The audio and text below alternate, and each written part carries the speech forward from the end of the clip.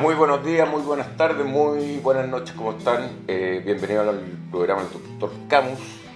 En este día que no les voy a decir porque estamos grabando y va a ser un misterio, pero me encuentro junto a mi amigo acá, Jorge Satt, que es director de estudios internacionales de la CAPES, No, del Centro de Estudios Internacionales, ya, CIUC.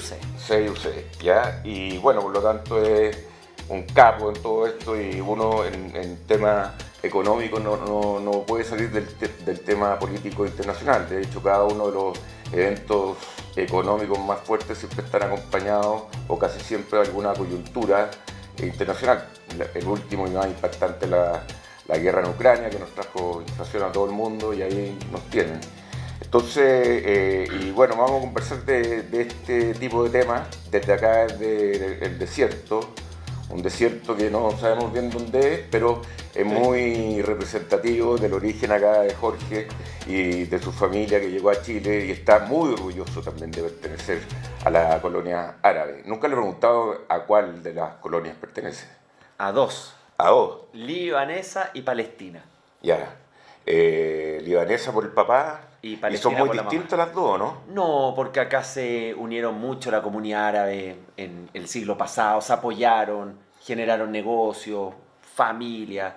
Entonces aquí se identifican bastante. A mí lo que más me gusta de la comida árabe es la hojita parra. Espectaculares. Tengo datos para otro programa de dónde comprarla. Y el ketbe, crudo. También, sí, Ya, también me gusta. bien.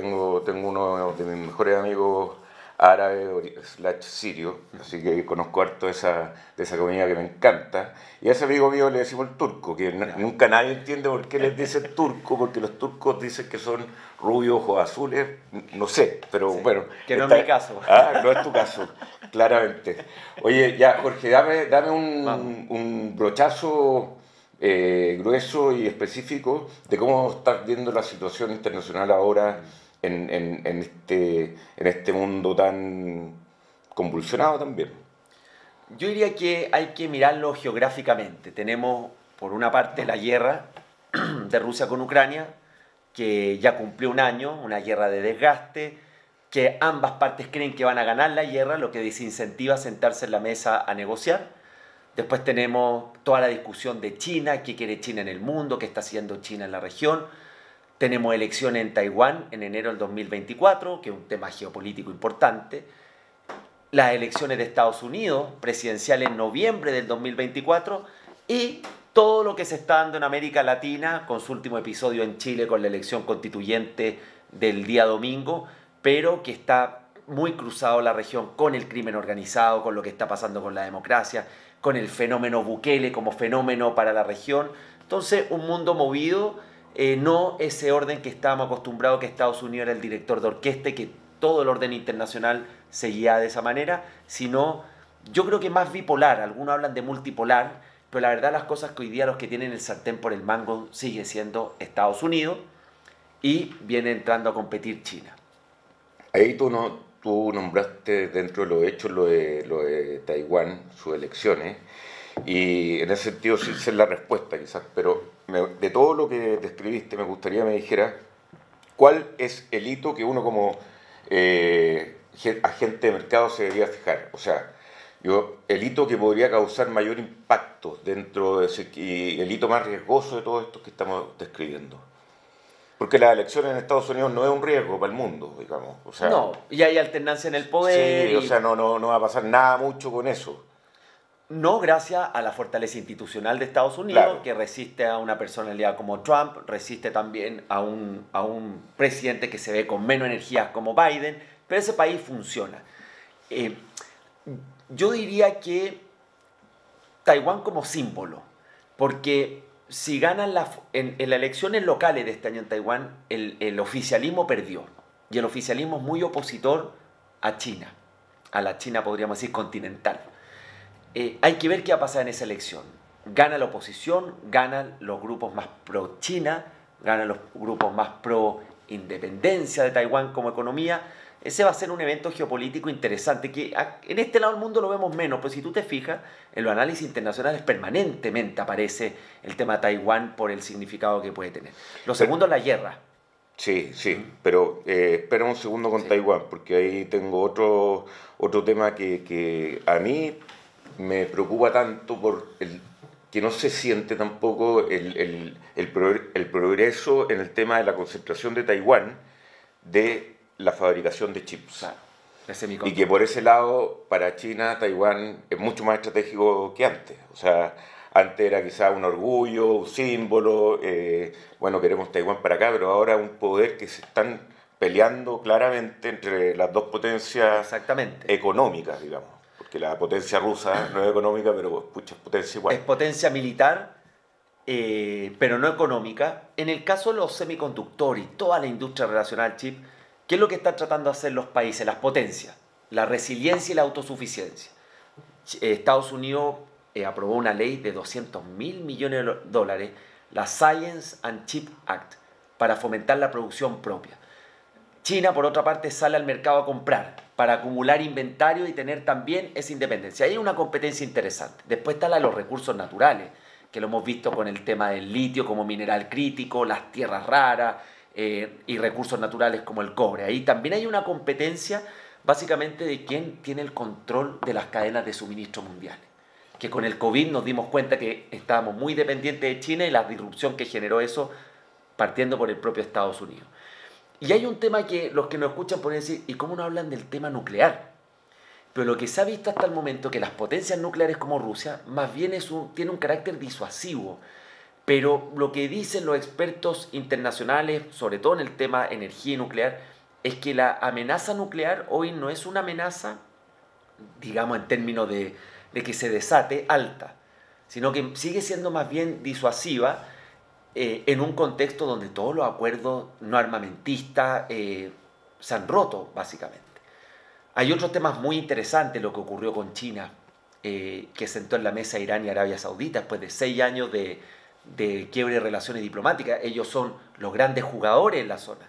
Entonces, estamos teniendo muchos movimientos que yo lo resumiría finalmente, Cristian, un rebalance del poder global. Y en este rebalance, ¿cómo ven a los indios, a la India?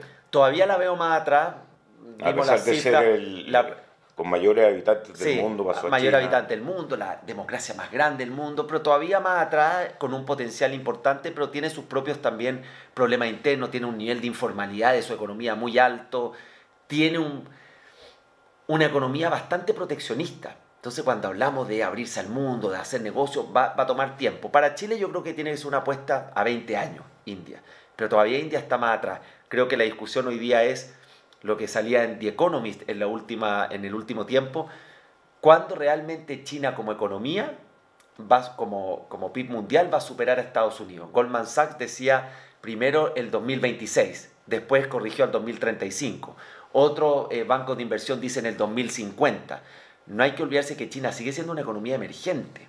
El PIB per cápita chino es menos de la mitad del americano, pero desde las reformas de los 70, ¿te acuerdas? Deng Xiaoping, las reformas de apertura, que hizo que China creciera a 9% anual promedio, salieron 800 millones de chinos en la pobreza. O sea, ha tenido un cambio económico y social Pero China al extraordinario. parecer que como que esta década le toca un poco Sí, descansar, ¿o no? descansar y Descansar un desacelerarse, poco totalmente. porque a mí también dentro del modelo de Excel que hice para ver cuándo China iba a alcanzar a Estados Unidos ¿Y por qué es el diferencial, modelo Camus? me decía hace 2 años que el 2034 Ya, iba a alcanzar China a Estados Unidos en base al, pero era con el modelo chino con un poco, o sea, con 8%, 9% de crecimiento así como en promedio.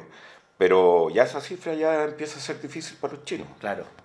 O sea, Claro, hay un tema demográfico, tú sabes, la famosa política de un hijo que ahora se revirtió, las familias chinas al parecer se acostumbraron por un costo de vida que también en China ha aumentado de manera importante, no ha logrado generar o incentivar o derrotar la política de un solo hijo. Las estimaciones dicen que China va a perder cerca de un 25% de su mercado laboral a mediados de este siglo.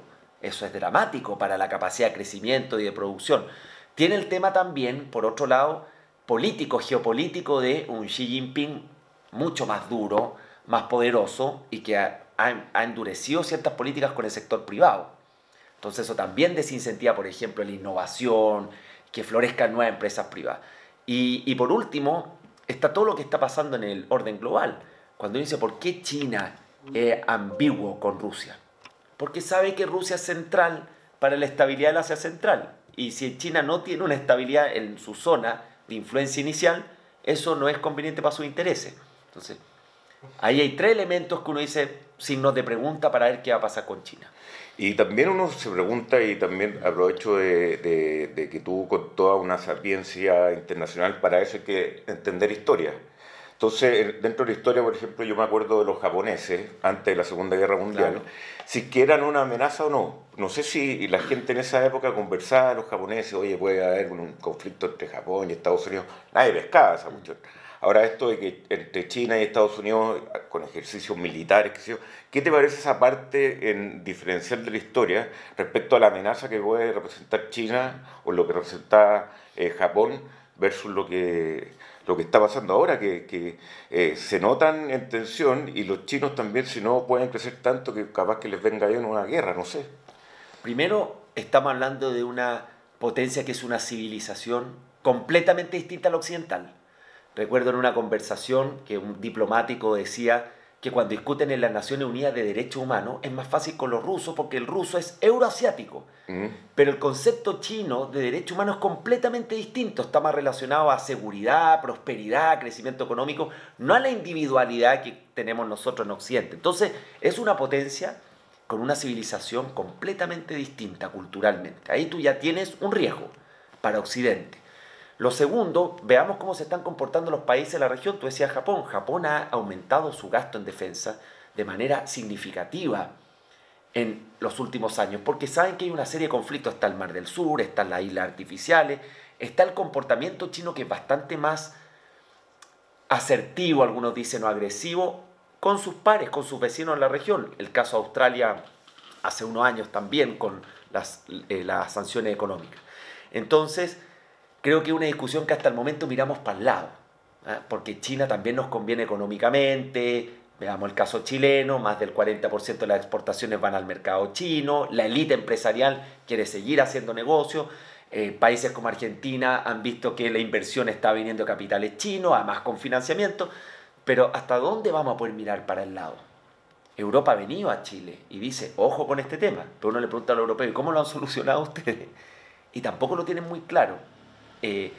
Yo creo que es una amenaza en el sentido amplio de la palabra, porque también es verdad que hay oportunidades, pero es amenaza en el sentido de que los países no hemos actualizado nuestro rol en un contexto de rivalidad de dos potencias.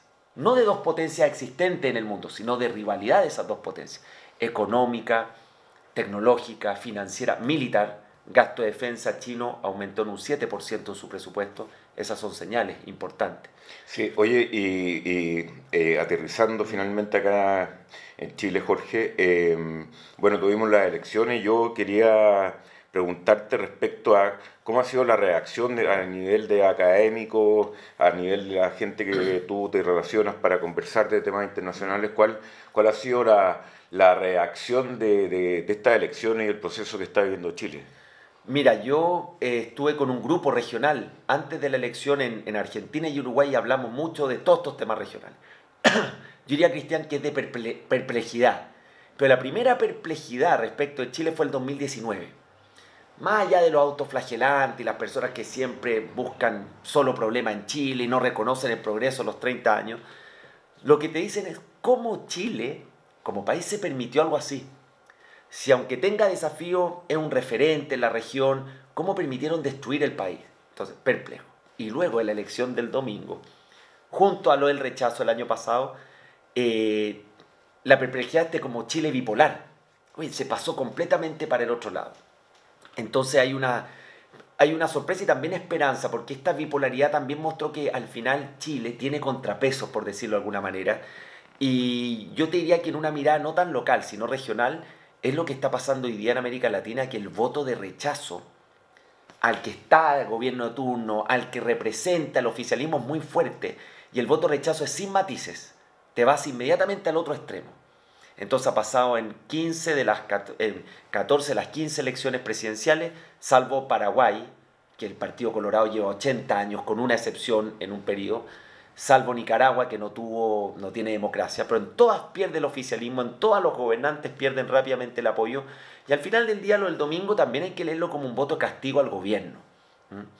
Y va a ser un desafío interesante para como lo ven regional, como para las fuerzas de derecha, porque están los republicanos, están los partidos tradicionales, de cómo van a administrar esto, porque también podría ser que si se transforma en una oportunidad perdida, en el mediano plazo yo creo que la presidencial la tiene muy cuesta arriba todas las fuerzas de izquierda en Chile, en Colombia en unos años más, vamos a ver qué pasa con Lula, en Argentina en octubre, yo creo que es prácticamente seguro que el kirchnerismo pierde, pero hay que ver cómo esto nos sigue siendo los ciclos políticos que hoy día son cada vez más cortos, más volátiles en América Latina, y eso para un político es muy difícil. Eso en todo el mundo también, ¿o no? En todo el mundo sí, pero en América Latina está muy claro desde el 2019 a la fecha, pierden todos los gobiernos.